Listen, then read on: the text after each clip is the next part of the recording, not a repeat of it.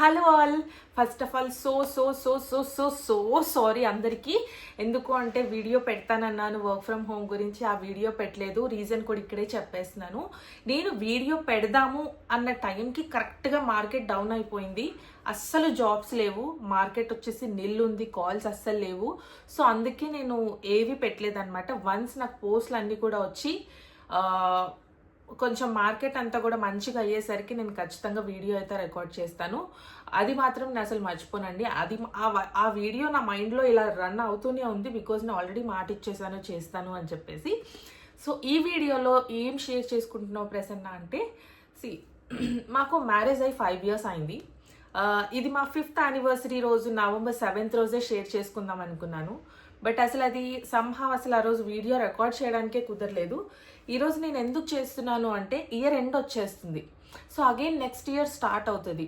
So what we have to do, నేను ఇంతవరకు అసలు 5 years ఆఫ్ మా మ్యారేజ్ జర్నీలో మేమేం చేసాము, ఏం సాధించాము అసలు అన్నది ఈ వీడియోలో అయితే షేర్ చేసుకోవాలనుకుంటున్నాము. ఫస్ట్ మీకు అదంతా చెప్పాలి అన్న దానికంటే ముందు జస్ట్ బ్రీఫ్గా నా గురించి మీరు ఆల్రెడీ తెలుసుకున్నారు. నా స్టోరీ, నా లైఫ్లో నేను పడిన స్ట్రగుల్స్ నేను ఆల్రెడీ ఒక వీడియో రికార్డ్ చేసి పెట్టున్నాను. మీకు కావాలి అంటే అది డిస్క్రిప్షన్ బాక్స్లో లింక్ ప్రొవైడ్ చేస్తాను. నా స్టోరీ తెలుసుకోవాలనుకున్న వాళ్ళకి మీరు ఆ వీడియో చూడొచ్చు. అండ్ మా హస్బెండ్ గురించి మీ ఎవరికి తెలియదు కాబట్టి నేను జస్ట్ ఒక చిన్న బ్రీఫ్గా ఇస్తాను, సో దట్ నెక్స్ట్ నేను చెప్పే ఇన్ఫర్మేషన్లో కొంచెం కనెక్ట్ అవ్వగలుగుతారు. మా హస్బెండ్ వచ్చేసి చిన్నప్పటి నుంచి గోల్డెన్ స్పూన్ అయితే అస్సలు కాదండి. నేను ఎంతైతే నా లైఫ్లో నేను స్ట్రగుల్స్ పడ్డానో, అలాగే మా హస్బెండ్ కూడా తన లైఫ్లో కూడా చాలా స్ట్రగుల్స్ పడ్డారు. చిన్నప్పటి నుంచి మా మావయ్య కష్టపడి వాళ్ళని చూసుకున్నారు. ఎవరి పేరెంట్స్ అయినా సరే పిల్లల్ని కష్టపెట్టాలి అని అనుకోరు. ఎవరైనా సరే కష్టపడి పిల్లల్ని బాగా చూసుకోవాలని అనుకుంటారు. అలాగే ఆయన చాలా కష్టపడి 3 పిల్లల్ని తనకు మించి చూసుకున్నారు. తనకు ఎంతైతే చేతనవుతుందో అంతకు మించి చూసుకున్నారు. 2 కూతుర్ల పెళ్ళిళ్ళు చేశాడు అండ్ కొడుకు పెళ్ళి కూడా అలాగే చేశాడు.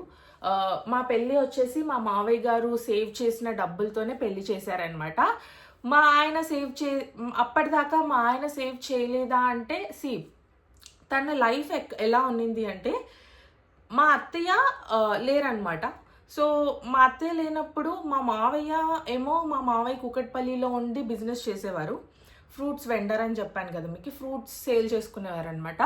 సో అంతవరకు మా హస్బెండ్ వచ్చేసి మా పెద్దొదిన వాళ్ళ ఇంట్లో, అంటే మా హస్బెండ్ వాళ్ళ పెద్దక్క వాళ్ళ ఇంట్లో అండ్ చిన్నక్క వాళ్ళ ఇంట్లో, 2 ఇళ్లలో ఉండేవాడు అనమాట. సో మా పెళ్ళయ్యే టైంకి హౌస్ కూడా లేదు. సో ఆయన చాలా చేశారు, స్కూల్స్లో వర్క్ చేశారు అండ్ స్విగ్గీ జొమాటోకి ఫుడ్ డెలివరీ చేయడం, ఇలాంటివి పార్ట్ టైం జాబ్స్ చేసుకోవడం. ఆయన చదువుకునే టైం నుంచి కూడా ఇలా చాలా చేశారు అండ్ స్కూల్స్లో వర్క్ చేశారు. తర్వాత కోర్సెస్ తీసుకున్నారు. కోవిడ్ వచ్చింది, అది చాలా పెద్ద హిట్ చేసింది. అన్న తర్వాత ఒక షాప్ పెట్టుకున్నారు, అది శ్రీ సాయిరామ్ సైబర్ కేఫ్ అని చెప్పి స్టార్ట్ చేశారనమాట. ఇది వచ్చేసి ఇంటర్నెట్ సెంటర్. అండ్ మీలో చాలా మంది అన్నారు కదా మా హస్బెండ్ ఏం చేస్తారు అంటే, మా హస్బెండ్ వచ్చేసి ఒక ఇంటర్నెట్ షాప్ రన్ చేస్తారనమాట. అందులో చాలా సర్వీసెస్ ఉంటాయి. అంటే Aadhaar card, ration cards and ఇంకొకటి ఏంటి పాస్పోర్ట్స్ అప్లై చేయడం. ఇప్పుడు ఇంటర్నెట్ సర్వీసెస్లో ఏవైతే సర్వీసెస్ ఉంటాయో అవన్నీ సర్వీసెస్ ఉంటాయి. అండ్ సిఎస్ఐ సెంటర్ కూడా అనమాట. సో ఇలా ఆయన స్టార్ట్ చేసినాక 2 yearsకి ఆయన అంటే అప్పటిదాకా వచ్చినవన్నీ ఆ షాప్ రెంట్కి, షాప్కి తెచ్చిన స్టేషనరీకి అలాగలాగే ఖర్చు అయిపోయాయి. దాని నుంచి ఏమైనా తీయాలి అంటే షాప్ పెట్టినాక ఒక 2 yearsకి తనకి ప్రాఫిట్స్ రావడం స్టార్ట్ అయ్యాయి. ఎప్పుడైతే తనకి కొంచెం ఇన్కమ్ వస్తుంది అని స్టార్ట్ అవుతున్నప్పుడు కరెక్ట్గా మ్యారేజ్ అనేది ఫిక్స్ అయిపోయింది.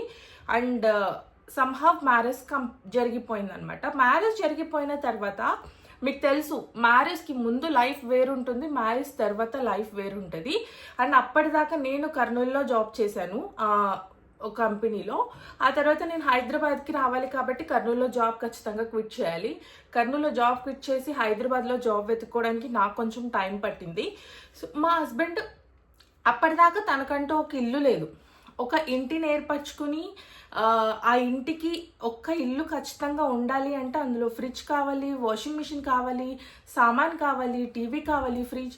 సో ఇలాంటి చాలా చాలా థింగ్స్ అయితే కావాలి. బట్ మ్యారేజ్ టైంలో ఏంటి అంటే ఏవైతే గిఫ్ట్స్ ఇవ్వాలో, మా పెద్దొదిన ఫ్రిడ్జ్ కానీ, మా చిన్నొదిన టీవీ, సో ఇలా మా చిన్నత్తయ్య వాళ్ళు ఇంట్లో ఉన్న సామాన్ అంతా పెట్టడం, సో ఇలా సంహౌ ఇంటికి కావాల్సిన థింగ్స్ అన్నీ కూడా మేనేజ్ అయిపోయాయి.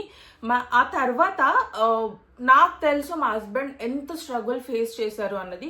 ఆబ్వియస్లీ ఒక మగ ఆయన బయటికి వెళ్ళి వర్క్ చేసి ఇంటికి వస్తారు, ఎంత అలసిపోయి ఇంటికి వస్తారు, ఎంత స్ట్రగుల్ పడి ఇంటికి వస్తారు అని ఇంట్లో ఉన్న ఆడవాళ్ళకి తెలుస్తుంది.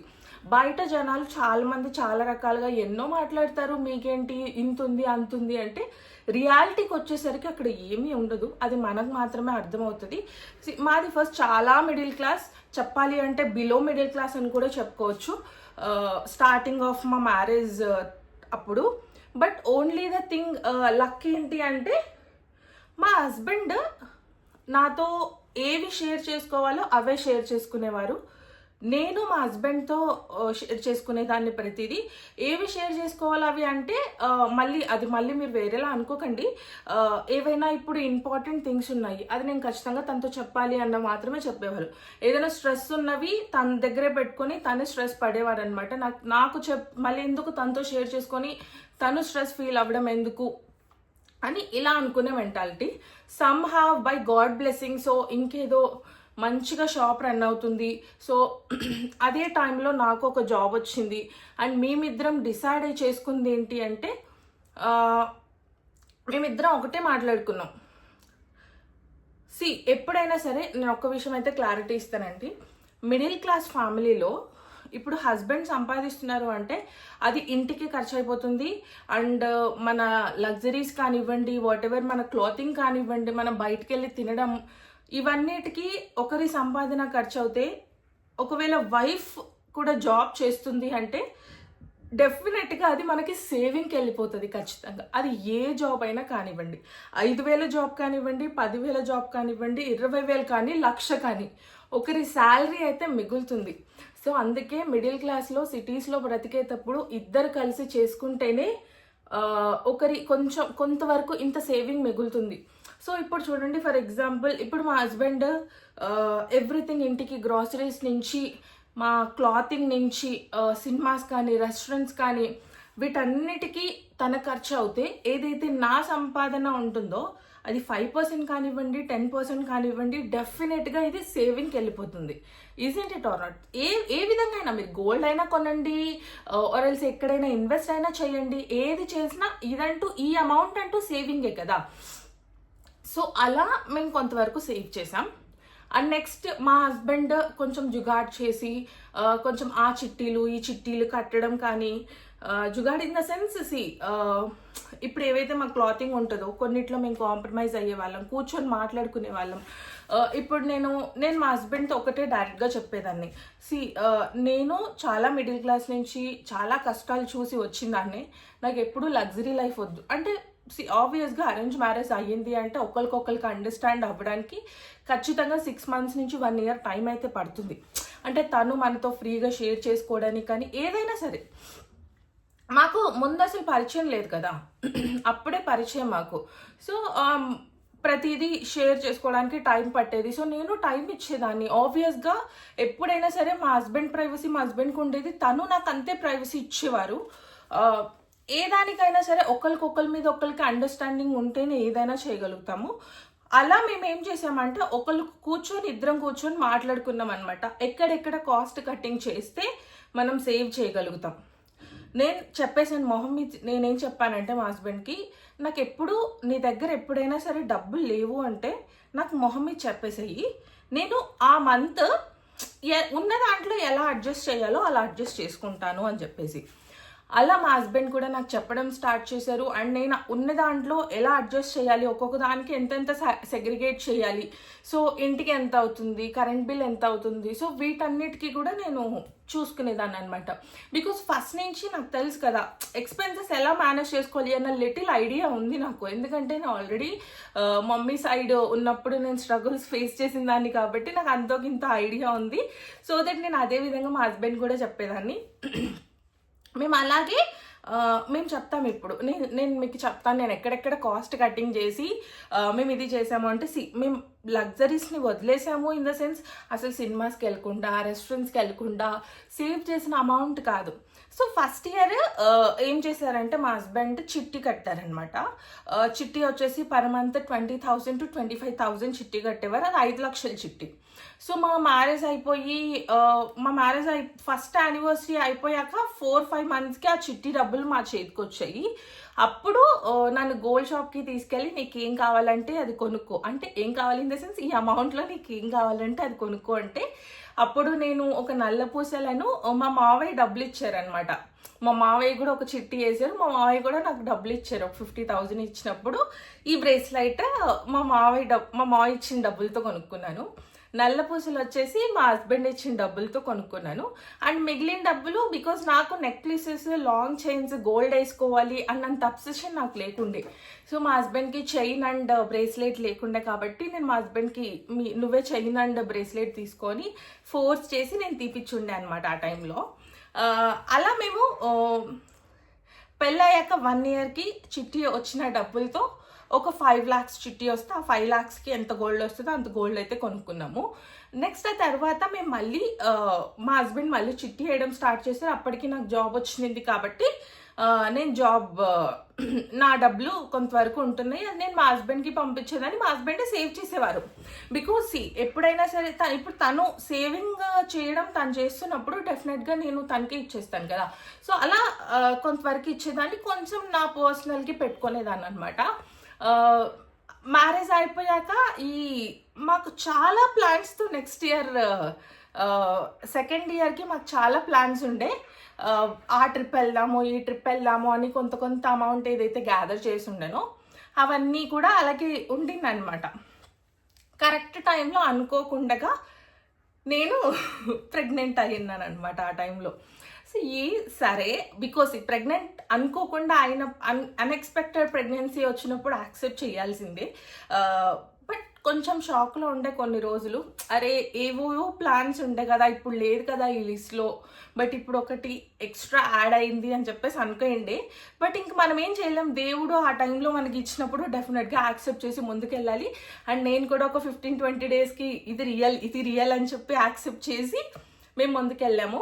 యాక్చువల్గా మా ప్లాన్ ఏముండనంటే ఇల్లు తీసుకున్న తర్వాతనే ప్రెగ్నెంట్ అవ్వాలి, బేబీని కనాలి అని ఉండే. బట్ అన్ఫార్చునేట్లీ అన్ఎక్స్పెక్టెడ్ థింగ్స్ చాలా జరుగుతాయి కాబట్టి ఫస్ట్ నేను ప్రెగ్నెంట్ అయ్యాను. తర్వాత నేను 5th monthలో ఉన్నప్పుడు ఇల్లు సర్చింగ్ చేయడం స్టార్ట్ చేసామన్నమాట. ఎందుకంటే అప్పటికి మా మావయ్య చిట్టి, మా హస్బెండ్ చిట్టి 2 కూడా రెడీగా ఉన్నాయన్నమాట రావడానికి మాకు చేతికి. అలా మేమైతే సర్చ్ చేస్తున్నప్పుడు నేను ప్రెగ్నెంట్ 7 monthsలో ఉన్నప్పుడు ఒక ఇల్లు బాగా నచ్చింది నిజాంపేటలో మాకి. బట్ ఏంటి అంటే అది 4th floor అవ్వడంతో పర్మిషన్ లేక, అంటే G+4 ఉన్నిందనమాట. ఆ పర్మిషన్స్ లాగా నాకు లోన్ ప్రాబ్లం అయింది. అలా సంహవ్ ఆ ఇంటిని మేము వదిలేసుకోవాల్సి వచ్చింది. అప్పుడు అదే ఇల్లు సేమ్ బాగా నచ్చింది, మంచి డీల్లో వస్తుంది, ఎందుకు వదులుకుంటామని చెప్పి మా పెద్దోదితో ఆ ఇంటిని కొనిపించేసాము. సో మా పెద్దోదిని కొనుక్కుంది ఆ ఇల్లు. అప్పుడు ఇంకా ఆ డబ్బులు అలాగే పెట్టేశాం. సరేలే ఇప్పుడు అలా రాసి పెట్టలేదేమో ఇల్లు తీసుకోవడానికి అని చెప్పేసి ఇంక వదిలేసామన్నమాట ఆ ఇల్లు. నెక్స్ట్ తర్వాత నేను డెలివరీ అయినప్పుడు ఆబ్వియస్గా డెలివరీ అవుతే ఖర్చులు చాలా అవుతాయి. ఏదైతే ట్రిప్ కోసం దాచుకున్న ఖర్చులు ఉన్నాయో అన్నీ క్యాన్సిల్ అయ్యాయి కదా ప్లాన్స్, అదంతా ఇందులో వెళ్ళిపోయిందనమాట. నాకు C-section అయింది. నెక్స్ట్ ఆ తర్వాత బేబీకి అనుకున్న దానికంటే బడ్జెట్ చాలా క్రాస్ అయింది మాది. బేబీకి జాండీస్ వచ్చింది. సో 1 వీక్ మళ్ళీ ఎక్స్ట్రా హాస్పిటల్లో ఉండాల్సి వచ్చింది. బేబీ ఇన్సూరెన్స్ క్లెయిమ్ అవ్వలేదు, నా ఇన్సూరెన్స్ మాత్రమే క్లెయిమ్ అయింది. సో అగైన్ బేబీకి కొంచెం ఖర్చులు ఎక్కువైపోయి ఓకే బడ్జెట్ దాటిపోయింది. ఓకే, బేబీ పుట్టిన తర్వాత మేమిద్దరం మళ్ళీ కూర్చొని మాట్లాడుకున్న థింగ్ ఏంటి అంటే, బేబీ స్కూల్ జాయిన్ అవ్వకముందే ఇల్లు ఎట్టి పరిస్థితుల్లో కొని తీరాలి అని మేము మాట్లాడుకున్నాం.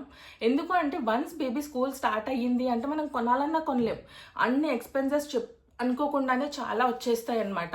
సో అప్పటిదాకా మేము చిట్టీలు వేసిన డబ్బులు అండ్ మా మావయ్య చిట్టి వేసిన డబ్బులు, thank God by I mean like నాకు ఎంత లక్ అనిపిస్తుంది అంటే, మా హస్బెండ్ నాకు ఎంత సపోర్టివో మా మామయ్య డబల్ సపోర్టివ్. నాకు ఏదైనా మా హస్బెండ్ పొరపాటున అది కాదు ఇది కరెక్ట్ అని చెప్పినా మా మామయ్య లేదు కోడలు చెప్పిందే కరెక్ట్ అని మాట్లాడతారు.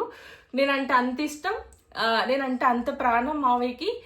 ఎప్పుడు కూడా చిన్న కూతురు చిన్న బిడ్డ అని మాత్రమే నన్ను మాట్లాడుతూ ఉంటాడు. ఏం చేస్తున్నావు బిడ్డ, తిన్నావా, ఏం చేస్తున్నావు, ఇలా మాట్లాడుతూ ఉంటారనమాట. సో ఆ చనువుతో ఏమైపోయింది అంటే, నా మైండ్లో ఏవైనా థింగ్స్ ఉన్నా మా మావయ్యతో షేర్ చేసుకోవడం, మా మావయ్య ప్రతిదీ యాక్సెప్ట్ చేయడం, నాకు చాలా స్ట్రెంగ్త్ దొరికింది అనమాట ఇంట్లో నేను నా వాయిస్కి. సో అప్పుడు మా హస్బెండ్ కూడా అగ్రి చేసేవారు, నేను ఏదైనా మాట్లాడితే రెస్పెక్ట్ ఇచ్చేవారు. ఎప్పటికైనా సరే ఇంట్లో లేడీస్ మాట్లాడితే రెస్పెక్ట్ ఇచ్చారు అంటే డెఫినెట్గా మన ప్లాన్స్ ఇంప్లిమెంట్ చేయడానికి చాలా ఛాన్సెస్ ఉంటాయి. మా హస్బెండ్ రెస్పెక్ట్ ఇచ్చేవారు, మా మావయ్య రెస్పెక్ట్ ఇచ్చేవారు నా మాటలకి. సో నేను ఏం చెప్పినా వాళ్ళు కాదనే వాళ్ళు కాదు. వాట్ ఎవర్, నేను యూట్యూబ్ స్టార్ట్ చేస్తానన్నా, నేను జాబ్ స్టార్ట్ చేస్తానన్నా, నేను బిజినెస్ స్టార్ట్ చేస్తానన్నా, నేను ఇప్పుడు ఒక ప్రాజెక్ట్ స్టార్ట్ చేయాలనుకుంటున్నాను, సో ఏది చేస్తానన్నా వాళ్ళిద్దరు నో అని చెప్పిందే లేదు. ఎప్పుడు కూడా ఎక్కడ కూడా నో అని చెప్పిందే లేదు. They both were 2 strong pillars for me. అలాగే మా మావయ్యతో నేను ఇదే ప్లాన్ చెప్పానమాట. మా మావయ్య వాళ్ళ బేబీ మళ్ళీ స్కూల్కి వెళ్ళిపోతే చాలా ఖర్చులు వచ్చేస్తాయి, ఇల్లు కొనలేము అంటే మావయ్య నేను హెల్ప్ చేస్తాను, మీరు ఇల్లు తీసుకోండి అన్నారు. వన్స్ మా మావయ్య ఎప్పుడైతే మా మావయ్యది చాలా సపోర్ట్ మాకు వచ్చిందో అప్పుడు మేము ఇల్లు తీసుకున్నాం అనమాట. ఇదే ఇప్పుడు మేము ఏదైతే ఉంటున్నామో ఈ ఇంటికి అడ్వాన్స్ పే చేసాం.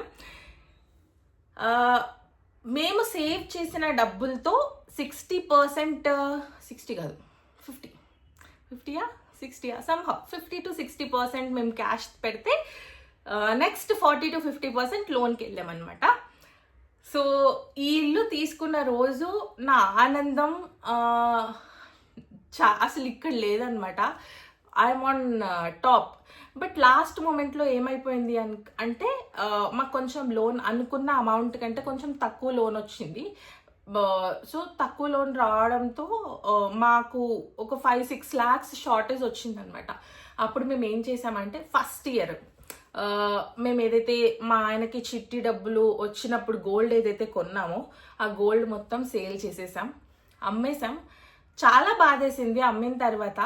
ఎందుకు అంటే చాలా కష్టపడి కొన్నాము, అమ్మేస్తున్నాము అని చెప్పేసి ఫస్ట్ కుదబెట్టాలి అనుకున్నాం గోల్డ్ని. ఆ తర్వాత మా మావయ్య అన్నారు, మీరు కుదబెట్టుకుంటే మంత్లీ కట్టాలన్న ప్రెజర్ మీకు చాలా ఎక్కువైపోతుంది, ఆల్రెడీ ఒక లోన్ నడుస్తుంది, పెద్ద లోన్, పెద్ద అమౌంట్ ఈఎంఐ ఇది, మీకు అది కూడా పెట్టుకుంటే మీకు కట్టాలి అన్నది మీ మైండ్లో చాలా స్ట్రెస్ పెరిగిపోతుంది కాబట్టి సో అది వద్దు, మీరు అమ్మేసేయండి. అమ్మేస్తే మీ దగ్గర లేకపోయినా పర్లేదు, రిలాక్స్గా ఉంటారు, స్ట్రెస్ ఫ్రీగా ఉంటారు అన్నప్పుడు అమ్మేసాం. దాదాపు లైక్ 14 తులాలు 15 తులాల దగ్గర అమ్మామన్నమాట. చాలా బాధేసింది నాకు గోల్డ్ అమ్మేసరికి. ఎంత ఆ 15 తులాల్లో 10 తులాలు మేము మా పెళ్ళైన 1 yearకి కొన్నదే. నిజంగా ఐ వాజ్ లైక్ అరే ఇప్పుడు ఉన్నింటే డబల్ ప్రైస్ అయ్యేది అన్న చాలాసార్లు అనిపిస్తుంది. కానీ ఓకే, బికాజ్ ఆల్రెడీ అయిపోయిన దానికి మనం ఇంకా ఆలోచించక్కర్లేదు. అలా గోల్డ్ సేల్ చేసి మిగిలిన అమౌంట్ మేము అరేంజ్ చేసుకొని సో సమ్హౌ 50 to 60% మేము క్యాష్ పెట్టగలిగామన్నమాట. ఈ ఇంటికి ఇంటీరియర్స్కి కానివ్వండి, ఫ్లాట్ కాస్ట్కి కానివ్వండి, రిజిస్ట్రేషన్కి కానివ్వండి, వీటన్నిటికీ అయ్యింది. నెక్స్ట్ మిగిలినది మేము లోన్ వెళ్ళిపోయాము, అది మేము ఇప్పుడు కడుతున్నాం లోన్ ఎవ్రీ మంత్. సో ఇందులో మావయ్య వచ్చేసి ఒక 20% ఇచ్చారు అండ్ 40% మేము ఇద్దరం కలిసి సేవ్ చేసిన డబ్బులు ఉన్నాయి. మేము పెళ్ళైన తర్వాత సాధించింది ఏంటి అంటే సేవ్ చేయడం. సేవ్ చేయడం అన్నది తప్పు కాదండి. ఒకటి చెప్తాను, ఇది కపుల్ టు కపుల్ ఖచ్చితంగా డిఫర్ అవుతుంది. నేను మా హస్బెండ్ ఒక మెంటాలిటీతో ఉంటాము అండ్ ఇంకొక కపుల్ ఇంకొక మెంటాలిటీతో ఉంటారు. మేము చూస్ చేసుకునే పాత్ వాళ్ళకి నచ్చకపోవచ్చు, వాళ్ళు చూస్ చేసుకునే పాత్ మాకు నచ్చకపోవచ్చు. It's completely couple decision. మా డెసిషన్లో అయితే మేమిద్దరం చాలా స్ట్రిక్ట్గా తీసుకున్న డెసిషన్, సంపాదన హోల్ 100% ఉంటే ఇంటికి 30% వెళ్తుంది. నెక్స్ట్ 20% వచ్చేసి ఎప్పుడైనా సరే వీక్లీ బయటికి వెళ్ళి తినడం కానీ, మూవీస్కి వెళ్ళడం కానీ, వాటికి వీటికి వెళ్తుంది. నెక్స్ట్ ఇంకొక 30% ఖచ్చితంగా సేవింగ్కి వెళ్ళి తీరాలి అనే మాట్లాడుకునే వాళ్ళం. ఇంతకుముందు సంగతి చెప్తున్నా, ఇప్పుడు సంగతి నేను మళ్ళీ ఎక్స్ప్లెయిన్ చేస్తా. ఇల్లు తీసుకోకముందు మిగిలిన 30% డెఫినెట్గా సేవింగ్కి వెళ్ళాలి. ఇంకా ఏదైతే 10-20-30% ఉంటుందో అది వచ్చేసి జనరల్గా ట్రిప్కి కానీ వాటికి వీటికి వెళ్ళాలి. బట్ మేము మోస్ట్ ఆఫ్ ద ట్రిప్స్ మాకు అచ్చు రాలేదో, మరి ట్రిప్స్ అంటే మాకు అచ్చు రాలేదో ఏమో నాకు తెలియదు, కానీ ఏదైనా సరే మేము మంచి ట్రిప్ ప్లాన్ చేసినప్పుడు, మంచి ఒక 1 వీక్ 10 days ట్రిప్ ఏదైతే ప్లాన్ చేస్తామో డెఫినెట్గా క్యాన్సిల్ అవుతుందండి. అది ఇప్పటికీ ఒక 6 times అయి ఉంటుంది మేము ట్రిప్ ప్లాన్ చేయడం, క్యాన్సిల్ అవ్వడం, ట్రిప్ ప్లాన్ చేయడం, క్యాన్సిల్ అవ్వడం. సో అందుకు మంచిదే అనిపిస్తుంది, ఎందుకంటే ఆ ట్రిప్ కోసం దాచుకున్న డబ్బులు ఆబ్వియస్గా సేవింగ్కి వెళ్ళిపోయాయి. అలా మేము సేవ్ చేసామన్నమాట. నేను నా ఉద్దేశంలో, బికాజ్ నేను ఈ ఇల్లు తీసుకున్న తర్వాత నాకు అర్థమైంది ఏంటి అంటే, ట్రిప్స్కి వెళ్ళాలి, లగ్జరీ ఉండాలి, లావిష్ లైఫ్ మనకు కావాలి. బట్ ఎప్పుడు అంటే మన దగ్గర ఆల్రెడీ ఇంత ఉంది, ఇంకా చాలు మన సేవింగ్స్, ఇంకా మిగిలిందంతా కూడా ఎక్కువే అన్నప్పుడు ఆ ఎక్కువ ఉన్న అమౌంట్లో 10-20% మనం లావిష్కి ఖర్చు పెట్టుకోవచ్చు. మనం ఉండేదే మిడిల్ క్లాస్, చేసుకుంటేనే రేపటి రోజు గడిచే లైఫ్ మనకు ఉన్నప్పుడు కొంచెం చిన్న థింగ్స్ కట్ చేసుకుంటే సేవింగ్స్లోకి మనకు డబ్బులు వస్తాయి. వాట్ ఎవర్ అలా అని చెప్పి క్లాత్స్ కొనకుండా, సినిమాస్కి వెళ్ళకుండా, మూవీస్కి వెళ్ళకుండా, చిన్న ఆనందాలు ఎంజాయ్ చేయకుండా, చిన్న ట్రిప్స్కి వెళ్ళకుండా మేమైతే అస్సలు లేము. We are okay with our life and మేము మంచిగా రన్ చేస్తున్నాము. బికాజ్ నేను ఒక దగ్గర వర్క్ చేస్తున్నాను, తను షాప్లో వర్క్ చేస్తున్నప్పుడు మా ఇద్దరికి చాలా స్ట్రెస్ ఉంటుంది. తనకి స్ట్రెస్ ఫ్రీ ఉండాలి, నాకి స్ట్రెస్ ఫ్రీ ఉండాలి అంటే డెఫినెట్గా అవుటింగ్స్ అనేవి బాగా హెల్ప్ అవుతాయి. బట్ మేము దాన్ని చాలా లిమిట్కి చూసుకున్నాము. ఎందుకంటే ఒక ట్రిప్కి వెళ్తే ఒక 5-6 days వెళ్తే అసలు మనకు చెప్పలేమండి, 60,000-70,000 ఎలా ఖర్చు అయిపోతాయో మనకు తెలీదు. అదే ట్రిప్ వెళ్ళొద్దు అని నేను అస్సలు చెప్పను, ఇప్పటికి కూడా మా ఉద్దేశం ప్రకారం అంటున్నా. అదే 50,000-60,000 మా ట్రిప్ క్యాన్సిల్ అవ్వడం వల్ల సేవ్ అయ్యాయి అంటే ఎంత మేలు.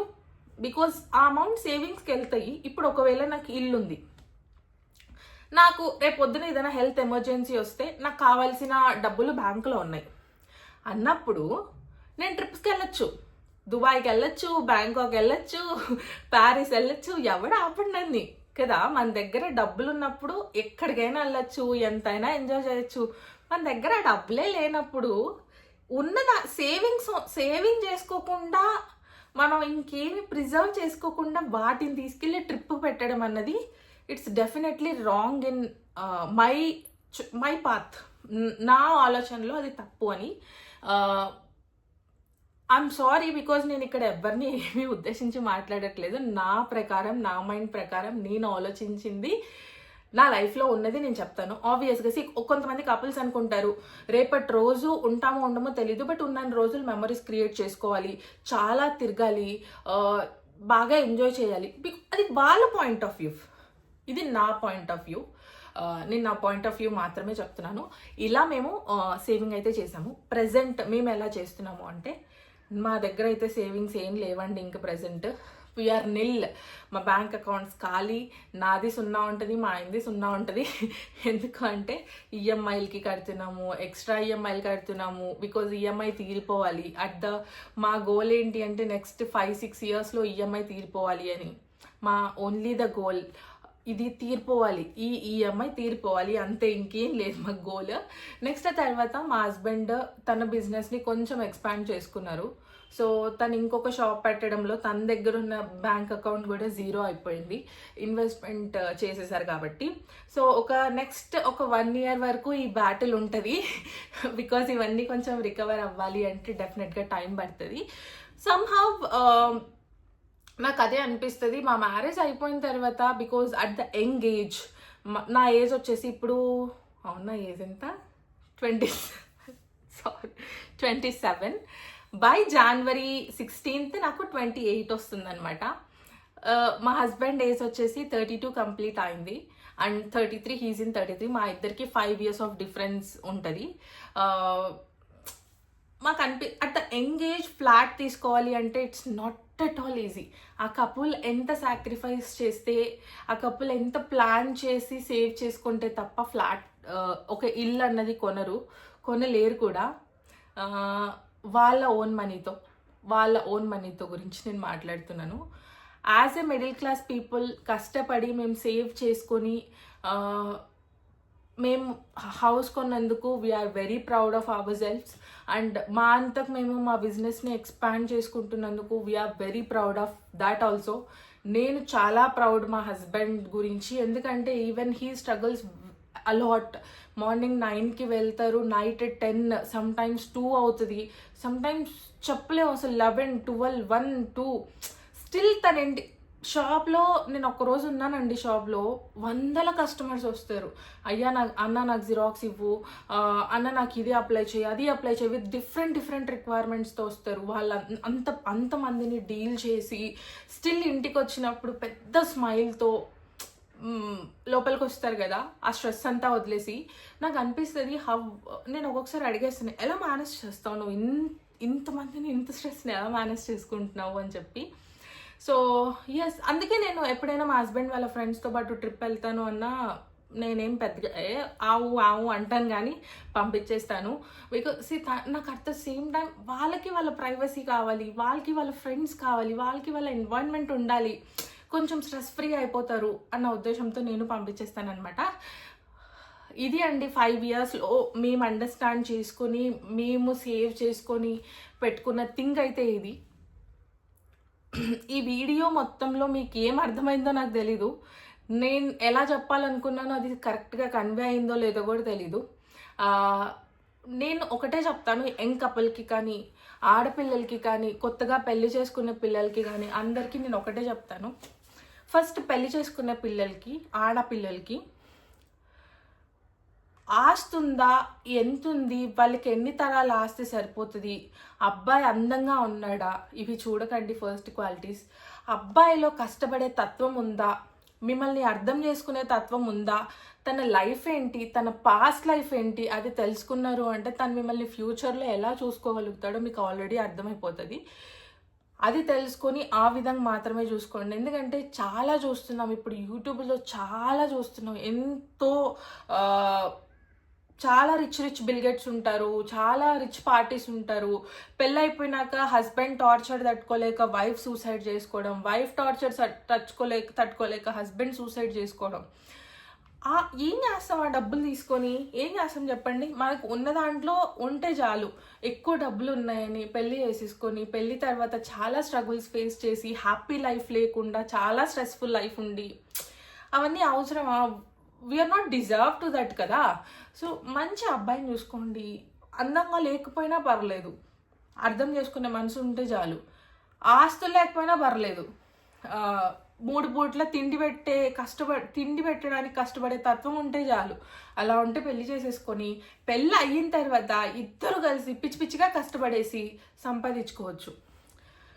ఎవరైతే పెళ్ళైన యంగ్ కపుల్స్కి చెప్తున్నాను, ఎప్పుడు సీక్రెట్స్ అన్న పెట్టుకోకండి. నా సంపాదన నీ సంపాదన అని పెట్టుకోకుండా, ఓకే నువ్వు చేసింది దీనికి ఖర్చు పెడదాం, నేను చేసింది ఇలా సేవింగ్ చేద్దాం, లేదా నేను చేసిన దాన్ని ఖర్చు పెడదాం, నువ్వు చేసిన దాన్ని సేవింగ్ చేద్దాం. ఇలా అండర్స్టాండ్ మీద సేవింగ్స్ చేసుకొని ఉంటే లైఫ్ చాలా బాగుంటుంది. అండ్ ఎవరైతే ఆల్రెడీ సేవింగ్స్ చేసిన వాళ్ళు ఉంటారో పిచ్చిగా ఎంజాయ్ చేసేసేయండి లైఫ్ని. సో ఇదే చెప్పాలనుకున్నాను. అండ్ మాకు ఇంకొక చిన్న ప్లాన్ ఉంది. ఇక్కడ దాకా వచ్చారు అంటే డెఫినెట్గా ఈ వీడియో మీకు నచ్చే ఉంటుంది. ఎంతో కొంత మీరు ఎక్కడో ఒక దగ్గర కనెక్ట్ అయ్యే ఉంటారు. ఖచ్చితంగా ఈ వీడియోకి హైప్ ఇవ్వండి. ఫస్ట్ హైప్ ఇవ్వరా ప్లీజ్. హైప్ ఇచ్చిన తర్వాత నేను ఇప్పుడు ఇంకొకటి చెప్పబోతున్నాను. కొత్తగా ఒక ప్రాజెక్ట్ అయితే స్టార్ట్ చేయాలనుకుంటున్నాము. అది ఎంతవరకు వర్కౌట్ అవుతుందా, ఎంతవరకు వర్కౌట్ అవుతుందా, ఈ ఇయర్ స్టార్ట్ చేస్తామా, నెక్స్ట్ ఇయర్ స్టార్ట్ చేస్తామా అన్నది 50-50 కన్ఫర్మేషన్లో ఉన్నాము. ఒక ప్రీ స్కూల్ అయితే పెడదాం అనుకుంటున్నాం అనమాట. సో మీరే చెప్పాలి ఏ లొకేషన్లో పెడితే బాగుంటుంది, కింద కామెంట్ చేయండి. లొకేషన్ నేమ్ కామెంట్ చేయండి, లొకేషన్ కామెంట్ చేయండి.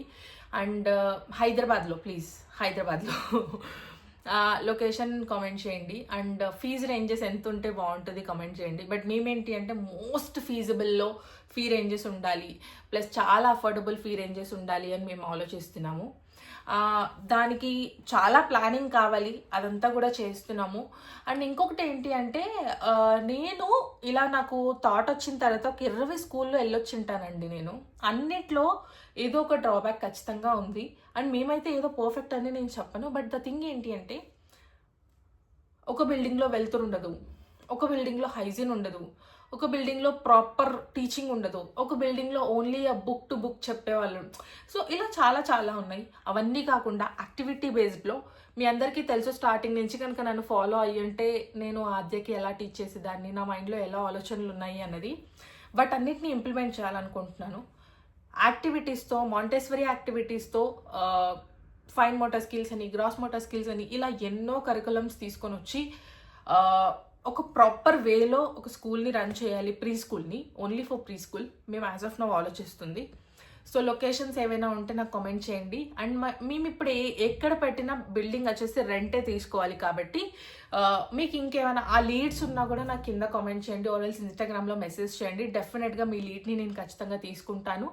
అండ్ ఫీజు వచ్చేసి చాలా రీజనబుల్.